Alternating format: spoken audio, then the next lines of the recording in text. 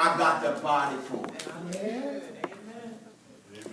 And it'll make them put on things and go outside that a lot of us say you shouldn't have came out like that. And that's the truth. You sitting in church. You sitting in church. And you trying to do your best to be what God called you to be. The enemy know you trying your best to be what God called you to be. He's not an idiot. He's very intelligent. And he will get you just to settle on just going to church. Well, as long as you made it. That's when you begin to say, I made it. And then you begin to think, because you made it, that's it. At least I made it. But it's so much more than just me. Amen. Because when you come, you got to apply yourself. That's right. You got to give the most earnest heed to the things which you are hearing. In other words, that means keep that word that you hear. That's a job. You got to take that home. You got to make sure you keep what you heard. You got to apply it to your life. So the enemy knows that you want to make it, and he knows all he got to do is just a couple little things. And your biggest battle is in your mind. Nobody in that life. Whoever came to church and said, don't nobody in that life. Don't raise your hand. But a lot of people believe. You believe that nobody like you? I did believe that. You went through that? Nobody go through that. Still go through that. You think nobody in here like you? It's still a fight. A lot, the enemy, this is how the enemy works.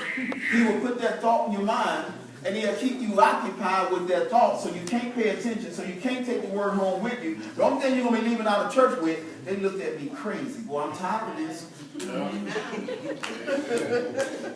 Amen. You know what you begin to think? I'm going to find me another church. Yep. Amen. That's where it works.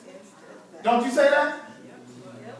And then when you go to another church, guess what? That same thought is going to drive you from that church. Amen. Because you never dealt with the problem. Oh, amen. I don't care where you go. You can sit under TD Jakes. You're going to get driven from there. Amen. Because there's a lot of people in there you're going to think don't like it.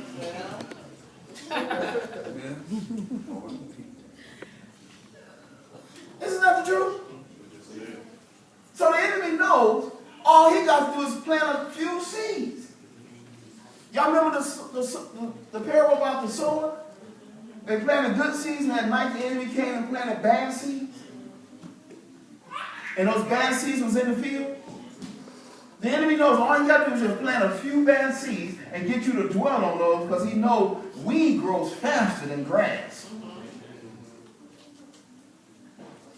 Seems like you never get finished pulling up weeds. That's true. And all you got to do is put something in your mind. I use Brother Nelson. Brother Nelson trying to be saved. And imagine if the Lord, not the Lord, but the devil come to him and say, Nelson, ain't number 26. 26? Ain't number 26. You're too young. And you're trying to get serious about God.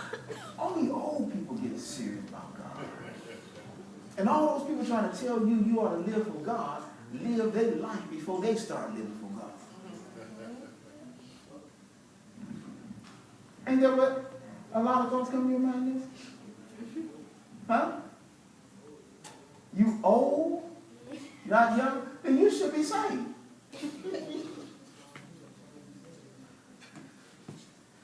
He said that's why you're here, you're trying to be saved. Amen.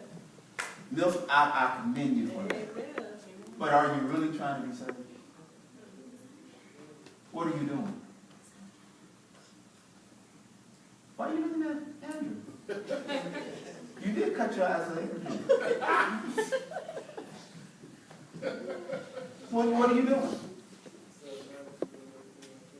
You said you're not. You said you're not, or you are? Then you're confusing me, Nelson. How are you trying to be saved if you're not doing everything you can? Because you confused. You trying to get out of it. I ain't getting you off the hook this time. Nelson, if you wanted a driver's license and you had to take the test for the driver's license, you had to first study the book, then go down and take the test, then you had to take your driving test. Say you said in your mind, I want a license, but you never go take the test. Can you really say I want a license?